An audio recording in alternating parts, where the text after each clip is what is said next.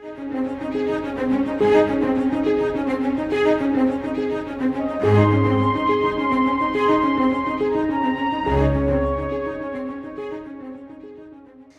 and welcome to Careers in Media, coming to you from the Rutgers ITV studio. I'm Joanna Gagis.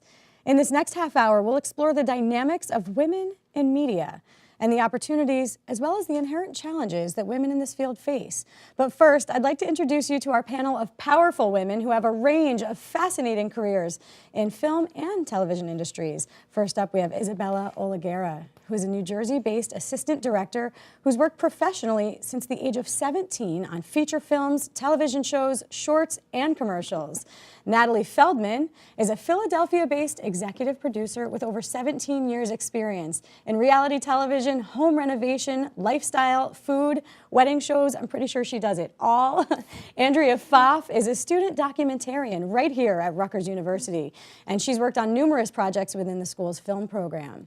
And Maria Secor is the founder of Maria Secor Productions, where she produces, writes, and directs. Thank you. You do a lot more than that also, don't you, Maria? I certainly do. I'm a full-time actor as well, and lately I just got into more directing and writing, and so writing feature films and filmmaking has been pretty much what has been driving my career in the past 2 years. So you started your own film company, your own production company. What was your desire to tell stories and to really take charge of it and become an entrepreneur?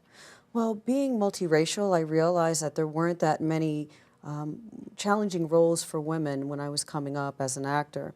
And so what I wanted to do was, I have an English background, and I realized I could create more positive stories, not only through documentaries, but also through narrative, that many stories that need to be told that are unheard. So that was my motivation in creating a production company, so that I could actually tell better stories for women and about women. Give us an example of a story that you feel needed to be told, especially from a woman's perspective. Oh, well, my recent documentary, Lords of BSV, it's on Red Bull television now. It was about dancers in Brooklyn. And oftentimes when I would see dancers or I would see people that lived in the inner city, I felt as though I kept hearing the same story. It was this down and out urban story, and poverty is as you could, I guess poverty would be something that would be something negative, but in this case, art transcends them. And so I found that women, I also find this, like, women editors have a certain way of doing things opposed to male editors, but in this case, coming from a woman's perspective, I saw these dancers as living their lives positively and being very wealthy because they were artists. And so I wanted to tell different stories in that sense and create a different type of not so much a plot, but just showing understanding? how it's much more positive. Well, we'll come back to more of the how, right? Because Sure. the how is certainly the key to this discussion. But Isabella, I want to touch on what you're doing, because Sure. you're very young in your career, but you made a unique decision coming out of high school. What was that decision? Yeah, so you know, my senior year and my junior year, the summer between, you know, I worked my first feature film and I received my first AD credit for this film. Assistant director? Yeah, it was an assistant directing position, and it's actually, the movie's coming out in January of next year, 2018. It's called Blame It. Actually was written, starred, and directed by a female director. You know, so I saw all around me this opportunity, and I decided to forgo college and just go straight into working professionally as an assistant director. Describe for us quickly what an assistant director does, for those who don't know. Sure. So when you hear the term director, you usually think of the person who leads the set, who's the creative force behind everything. So when you put the assistant director, it's pretty much the same thing except for the technical side. So that means logistical planning, you know, working with the producers and the budget to make a timeline for the shooting schedule that will keep you within that budget, keep you from overspending, and also get done in an efficient manner. Is that a position that requires a certain degree of confidence, of gravitas? Yeah, so it really does require you to have a confidence on set and a presence to lead a group of people, because everybody looks to you when they're running the day, whether it's, you know, the talent or the surly grip scripts or, the sound guy, they're all looking towards you to make sure the day happens as it should. Their clocks depend on you, so you have to have the confidence to lead it, which is unusual coming from a 5'3", 20-year-old, non-college student working professionally with PAs who are 35 years old. So you have to have the confidence to lead people who are maybe double your age and under you. You need to project that Yeah, pretty boldly, exactly. don't you? Natalie, you've had an incredible career, and you're just beginning, right? Yes. Yes, you are. Talk about some of the shows that you've helped to launch, some of the projects that you've worked on. Well, I have a reality TV background, and I do a lot of lifestyle format television. So, like you mentioned, I've worked for Food Network off and on for 10 years. I've helped launch Restaurant Impossible. I worked on a show called Dinner Impossible.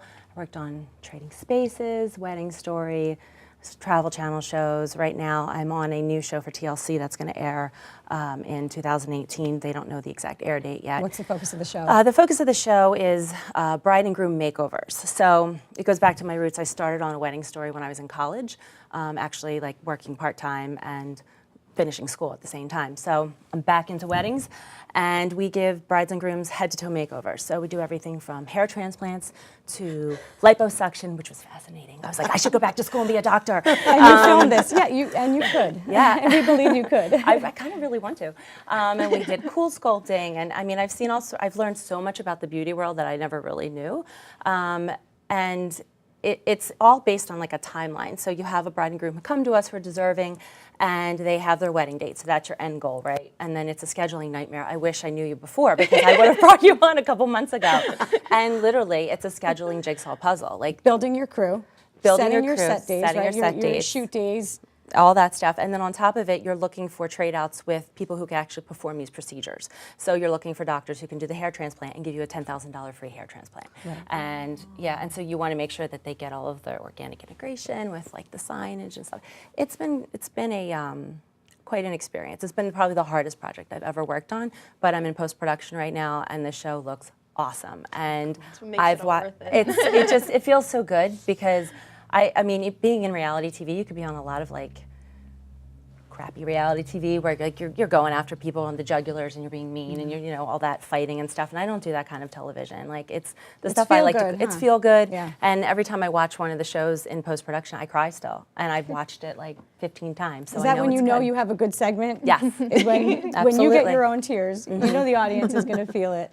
Andrea, talk to us about what you're doing right now. You're still a student here at Rutgers, but you've made quite an impact both with the film and the sciences programs here at Rutgers. Yeah, so when I started out, I wasn't going to go to school for film. I was going to be a biochemistry major, just straight cold hard science. And I got to Rutgers, and I was at one of the accepted students' days actually, and they showed a film of one of the scientists' work, and I was like, oh, that's kind of what I wanted to do, because film had always been a passion of mine, but it had never been something that I saw myself pursuing like as a full-time job or something like that. So talk to us about the project that you've worked on recently that's really made an impact. Yeah, so probably working with a Rutgers scientists in the Barnegat Bay, working with clams. There's a lot being done to restore the clams in the bay.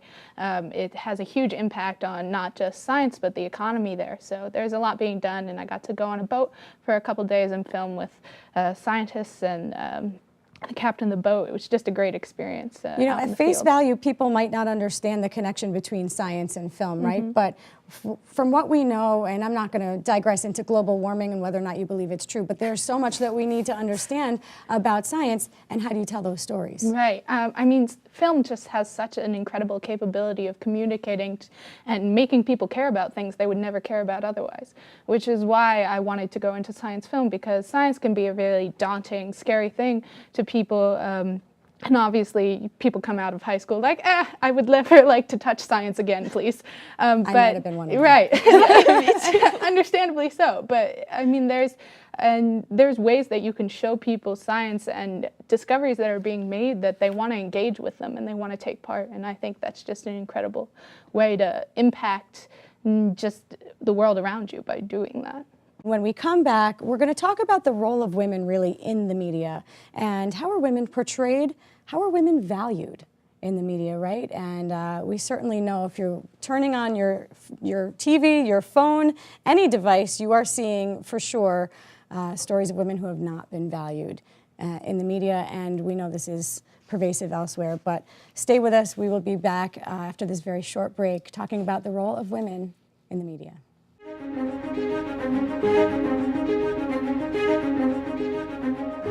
The Gender and Media Minor, a unique collaboration of the School of Communication and Information and the Department of Women's and Gender Studies at Rutgers University. This innovative program blends the insights and expertise of the School of Communication and Information with the Women's and Gender Studies Department, as a wide range of diverse ideas and skills are brought together in a program of study that can be personalized to address your specific interests and goals.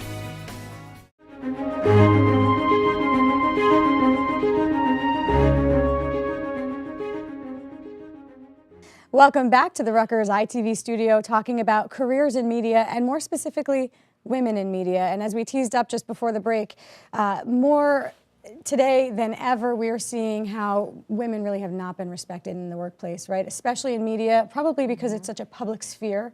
I've been saying that I think this sweater is just beginning to unravel, and we're going to step out of the careers that are in the limelight, and we're going to start looking at abuses across the board, every spectrum of the working population, and it goes beyond work, of course.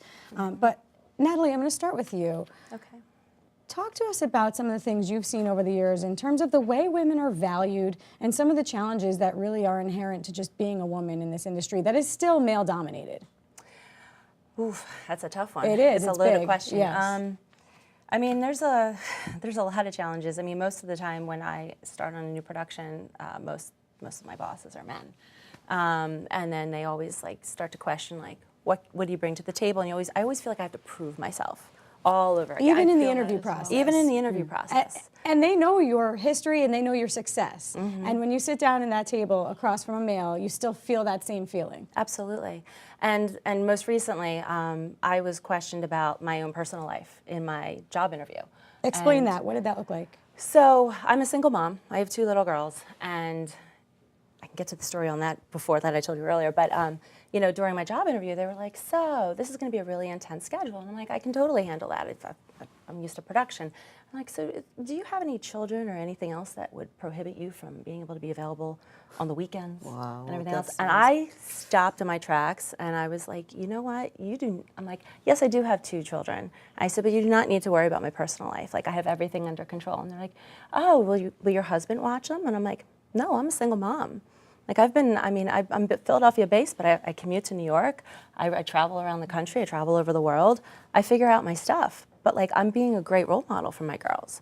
I'm not, you know, I don't feel like I'm taking away myself from them as a mom, but like it makes me, every time I get a new job, I stop talking about my children at the beginning. I wait until see what the people are like. Like, I don't let them in my personal world. My personal space is mine, and I just So keep does it that separate. make you, in a sense, guarded? Yes. Do you feel that you have to kind of hide that side of yourself that, by the way, is extremely functional and savvy and able to get it done and manage a house right by yourself, but you have to almost diminish that part of yourself to prove yourself? Absolutely, yeah.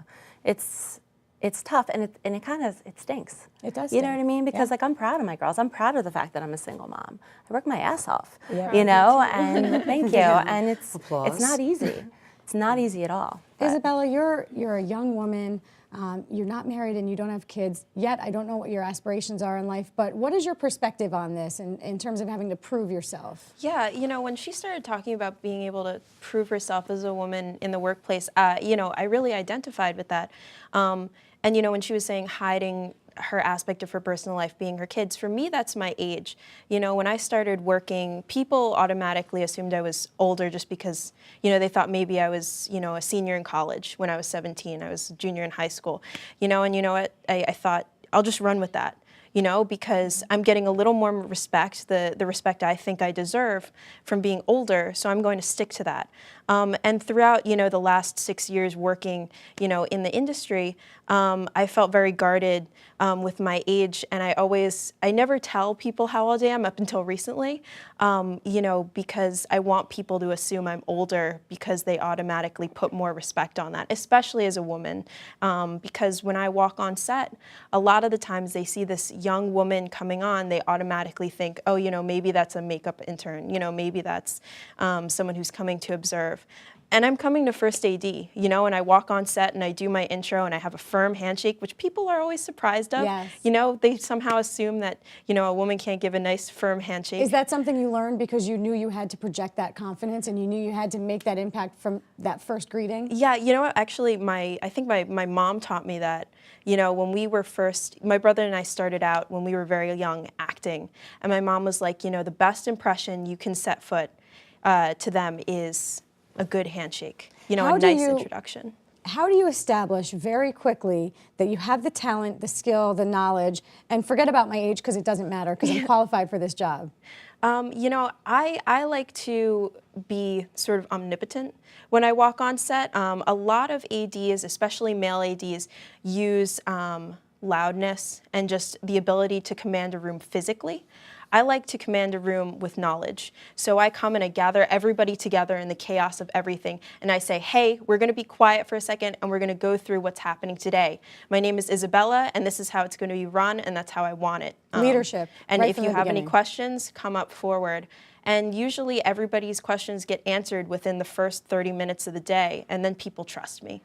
Maria, we've seen story after story after story, and I keep saying who's going to be the next one to fall, and as soon as I say that, someone else is brought up in the news.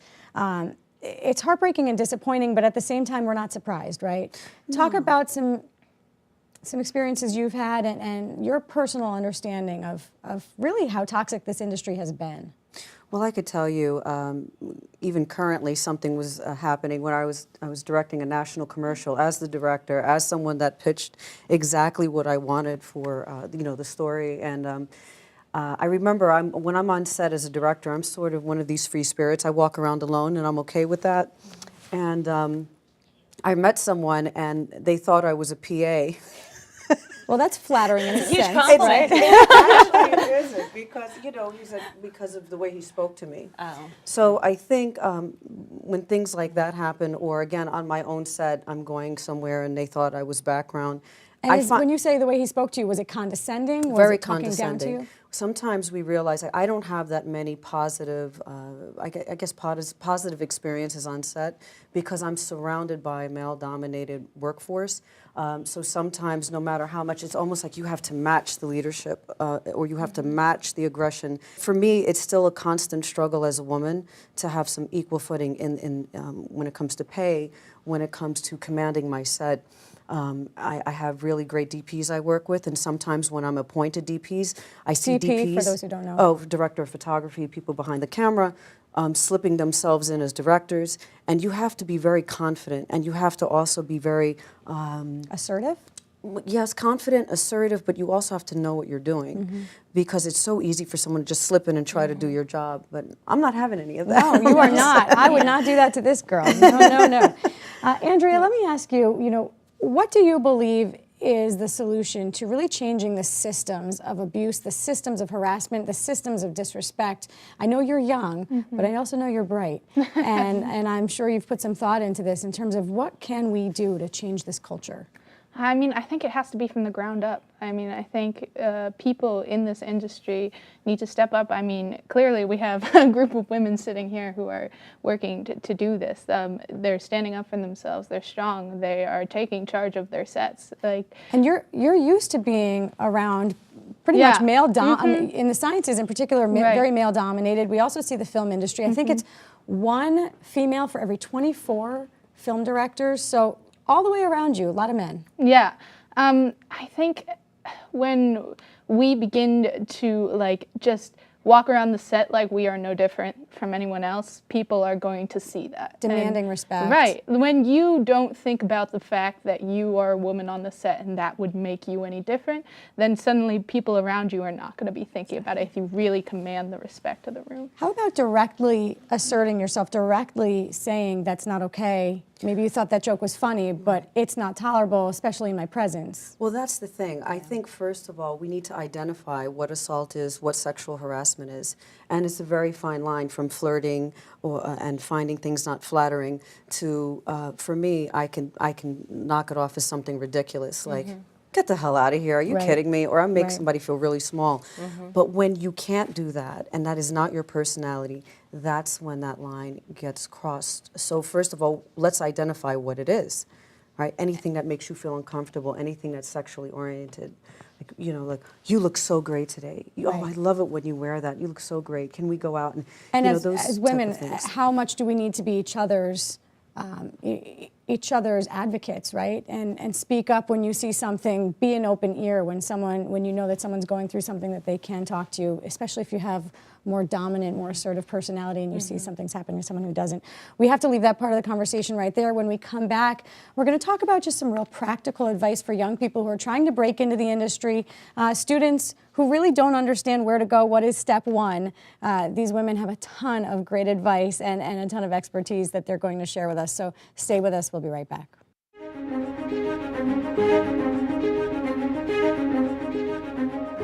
The Gender and Media Minor, a unique collaboration of the School of Communication and Information and the Department of Women's and Gender Studies at Rutgers University. This innovative program blends the insights and expertise of the School of Communication and Information with the Women's and Gender Studies Department, as a wide range of diverse ideas and skills are brought together in a program of study that can be personalized to address your specific interests and goals.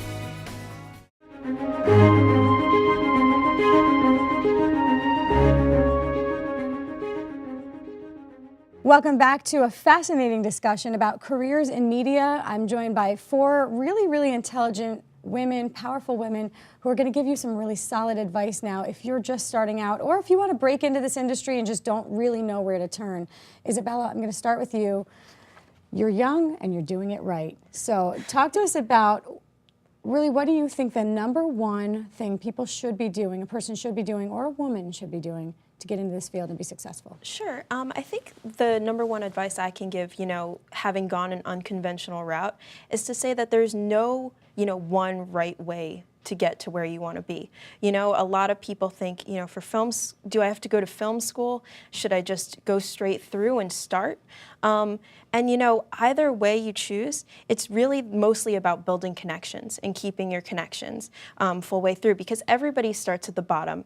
Everybody's going to start being a PA, whether you've gotten a 4-year degree and put in $60,000 a year to be a PA, or you work at a gas station, and you also PA. You're starting from the bottom. How much of that is not being afraid to take a risk?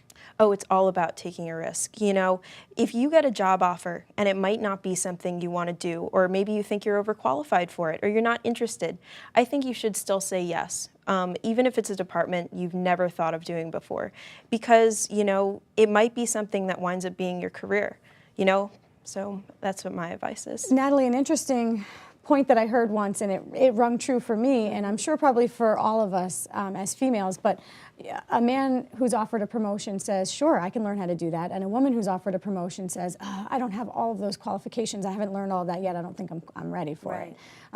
Fake it till you make it. Fake it till you make it. Fake it till you make it. I mean, that's one of my biggest pieces of advice. I started producing at 24. And when I graduated, and I had a great mentor. I think when you get in this business, you have to find that mentor who really believes in you, because I do that with people that I meet. Like if I meet a young person, I'm like, wow, they've got drive, and I keep pushing them, and I'll give them more jobs and more tasks to see how they handle it and run with it. Why is that important to you as a female? I mean, are you primarily mentoring other females, or do you look for males who you think are going to be successful? Once in a while, I'll let males come in, but mainly females. Right. Because my first mentor was a female, and she was just amazing and believed in me. And I mean, when I think about what I had asked, I was unconventional. I wasn't afraid to ask, and I said, I just graduated college. And I'm like, so I'd like to AP a show, and you can watch me and come out in the field, but tell me what I'm doing wrong. I really want to learn from you. And she, I think, was excited that I had this drive, and I really wanted, and I admitted I didn't know everything, but I wanted to learn from her.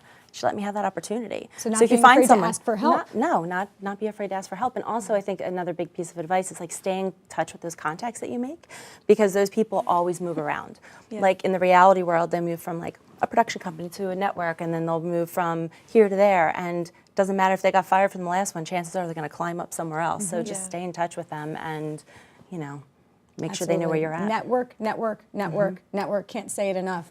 Andrea, for you, what has been a challenge that you feel you've overcome early on in this career that you're launching, and what do you think, how does that translate to advice? I think Isabel touched on this a little bit, but being ready for anything. I think things can come your way and you can be like, oh, that wasn't really what I was planning on, but like taking the risk, taking the jump and going for it, I think has led me to be involved in a ton of different projects I would have never anticipated, but it has led to some great experiences and has taught me a lot along the way. So just being ready and eager to just sort of go for what comes down your road and just jumping on the train. And adaptable if it doesn't look exactly how you thought it would look. And just sort of conforming to what it is and being ready to go for it. I have to piggyback on what you're saying because it's so important to not pigeonhole yourself. Yeah. If you are known to do only this type of commercial or only this type of television, you know, people will look at your resume and say, you have too much of this. I can't hire you. They don't just look at you as a storyteller. You know, that's what we do for a living. If you know what you're doing, you know how to produce, you know how to direct, you know how to tell a full story, you should be able to do anything. You're an entrepreneur, you started your own company. What have been some of the greatest challenges that you've overcome, and how, again, does that translate into advice for others? You're always going to stumble. I mean, production is not for the faint-hearted at all.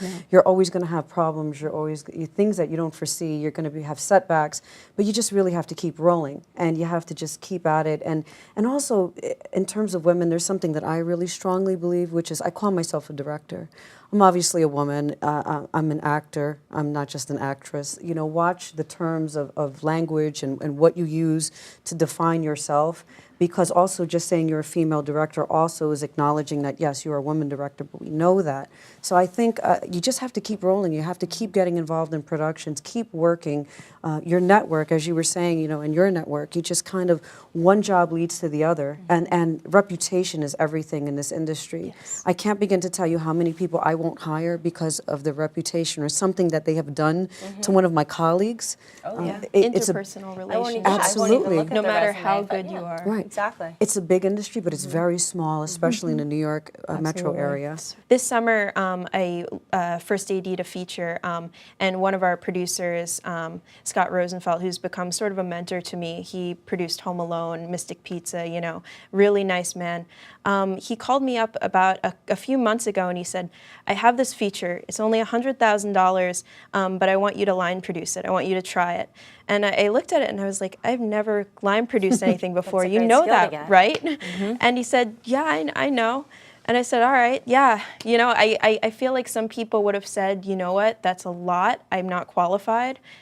I don't think I can do it. But you jumped right in. Yeah, you know, and it's been a ride so far, breaking down the budget and trying it. But I'm finding it's a lot of the same skill set as ADing, just more money related. Right. So I think taking that leap, something that maybe makes you a little uncomfortable. I feel like women are a lot expected. They want to stay in their comfort zone because, you know, there's so many risks out here, even in a changing world. Absolutely. Break out of that shell. It's really nice out here, right? Yeah. Isabella brought up the budget issue, and I think it's an important point because oftentimes young people especially don't know how to value their time, and especially monetarily, right? So how do you learn and understand what your time is worth, how you should be representing yourself, how you should be invoicing for your time, especially as a woman when we don't have equal pay in this country? Don't be afraid to ask. Yeah. You know, if you know of people who've done your position, ask what the rate is. You know what I mean? And I would say higher than lower anytime I'm in a job interview and they ask you what your rate is. Rather aim high than aim at nothing and get it. Sorry, Mom. There's several unions out here that you can call. You can call a writers union. You can call the Directors Guild. You can call SAG-AFTRA. And you can call the local 702, the 605. I mean, and you can really see what people are making in the industry who are union workers. And they can be very comparable to non-union workers. So it's about having the confidence in yourself and having the self-respect to say, hey, I don't want to be underpaid. Yeah. Andrea, for you, leadership is really important, especially peer leadership among your peers, right? You seem like the kind of person who doesn't mind taking the bull by the horns. What does leadership mean to you, and how do you really exemplify that among your peers? I mean, I think when you walk on a set, especially if it's your own, you need to have all of your background work done. You need to be ready to go, and that's, I think, where the leadership comes from. It's knowing that you know what's going on and you are ready to take anything that's going to come your way. And I think when you can be confident in yourself, then the leadership naturally comes. And when you are confident about your skills, then everyone else around you, like, it feels comfortable trusting you with the rest of the day and how it's going to go. Isabella, you're still young, but I'm going to ask you, if you had advice for your younger self in just a few seconds, what would it be? Sure. You know, a lot of people said, you said, you know, don't bring in your personal life to it. I wish I wouldn't have made, you know, my professional life and personal life so melded. I wish I would have kept something a little separate. That's hard to do. And Yeah. that's all the time we have. I want to thank you, ladies, our guests, for bringing so much insight to this conversation. I want to thank our viewers for joining us tonight. We hope that you have gained some insight into the opportunities that this field really offers, because it does offer a lot. And we also hope that we've inspired the next generation of powerful female creators. Thank you so much for watching. We'll see you next time.